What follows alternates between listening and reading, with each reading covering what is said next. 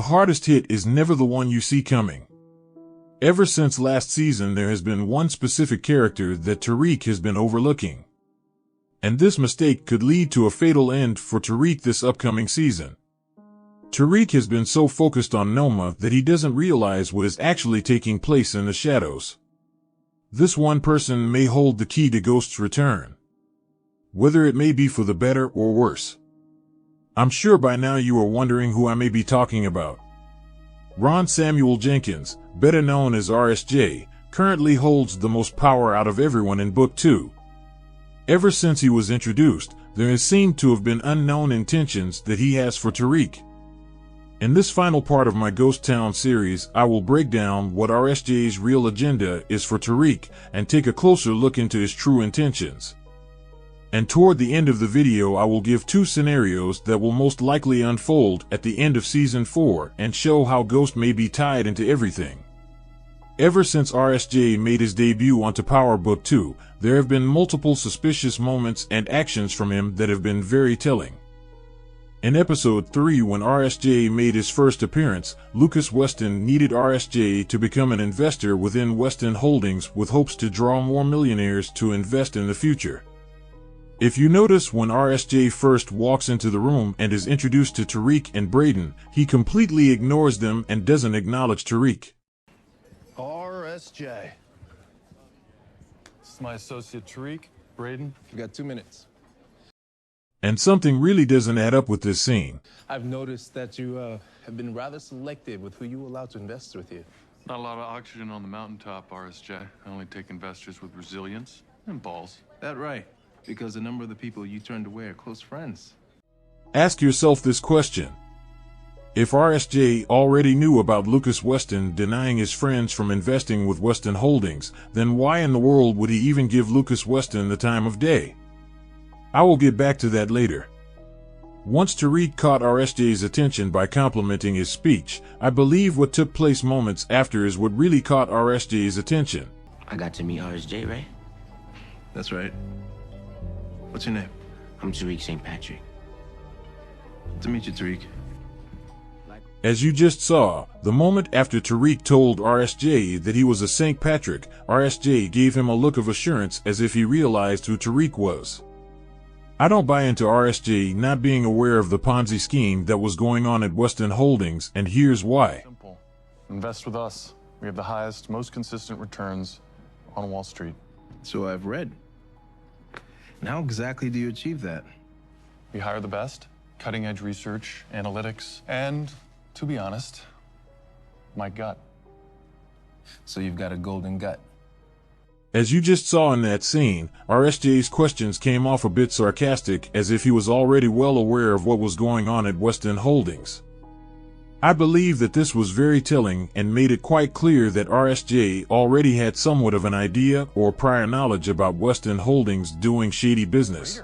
You're an example of just how much people like you can achieve on their own. Interesting. Tariq, would the late, great James St. Patrick be an example of how our kind of people can pull themselves up by their own bootstraps? I think what Lucas was trying to say... Yeah, I think we're getting off topic. RSJ. As you just saw in that scene, RSJ suddenly asked Tariq about his father being an example of someone who reached success on their own. This was yet another suspicious moment from RSJ. Unfortunately, now's not the right time for me to invest. Focusing more on my real estate portfolio. You know, when my dad passed away, we were so broke, all I inherited were good examples. I heard you have an estate. Do something smart with it. Give it to your old man. What stands out about this last scene was RSJ looking directly at Tariq as he mentions that he will be focusing more on his real estate portfolios. And then directly after, RSJ brings up his father passing away and Tariq's estate inheritance. This makes you wonder who informed RSJ of Tariq's inheritance. And why did he just suddenly bring this up? I have a proposition for you. I'm listening. You want to start construction on a new shopping mall in Queens, but there's a building blocking that project. Yeah, the QCP building your father left you. From what I was told, it couldn't be taken out of the trust. So, if I sign with Weston Holdings, it's mine. Yes. Send the paperwork to my office. This last scene clearly shows that RSJ has an agenda. I believe RSJ was intentionally holding out on investing with Weston Holdings until Tariq agreed to give him the QCP building. I believe this was RSJ's motive ever since Tariq told him that he was a St. Patrick. Now this next scene raises a major question. I'm interested to see what I can get out of them face to face. Tariq, you be there to translate? Tariq's a little junior for a trip like this. But not too junior to get my business? So let me get this straight. Someone who has as much money and resources available as RSJ would require an intern like Tariq to travel to Italy with him to be a translator. Why would he do this when RSJ could easily hire someone with much more experience? That's another major red flag. Stay with me because I will connect everything that will play a major part in the final episode of Season 4 and Ghost's return. Now let's get into who RSJ really is as a person behind the persona that he portrays. I don't have any dirt on RSJ. That brother's profile is cleaner than Obama's. And the fact that he's actually giving you the time of day means that he wants something from you. Yeah, but what the fuck could I offer to a billionaire? Figure that shit out. I guarantee you it's something. As you just saw, Councilman Tate told Tariq that if RSJ allowed him to get that close to him, then he obviously wants something in return. I believe that RSJ knew exactly who Tariq was, and well aware of Tariq having full ownership of Club Truth once he graduates. We see RSJ tell Tariq that he was familiar with his story and his father, but he never really much goes further into detail on whether or not he knew Ghost. Sounds like he had at least two faces. One public, one private. Oh, isn't everybody like that? This last scene is what really makes me second guess whether or not RSJ is living a double life, similar to how Ghost did. Just listen to the laugh he gave at the end. What all of this means is that there really could only be two scenarios in which that would explain RSJ's true agenda. The first could be that RSJ is a long-lost half-brother of Ghost from his father's side of the family. My father, he ran numbers. He was a petty criminal. Everybody told me I was going to end up like him. As you just saw in that same conversation with Tariq about living double lives, we see RSJ mention that his father ran numbers and was a petty criminal. Now we don't know much about Ghost's father, but based off of what we do know, it's highly likely that Ghost's father may have been running numbers while running his bar at the same time if we just go by what Uncle Gabe told Ghost. RSJ could be Ghost's half-brother that moved away with his mother when he was younger. It could be possible that RSJ reached out to Ghost when he saw him on TV running for lieutenant governor. Ghost very well may have told RSJ that he was planning to fake his death.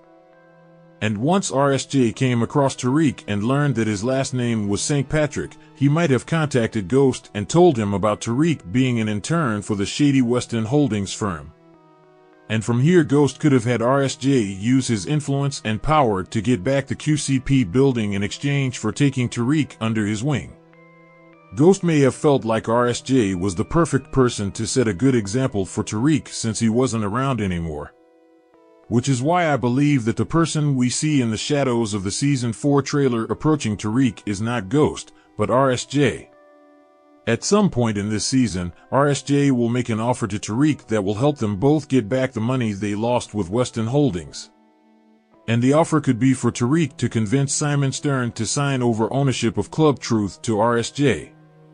RSJ would be the owner, and Tariq would be the co-owner who runs the operations of the club.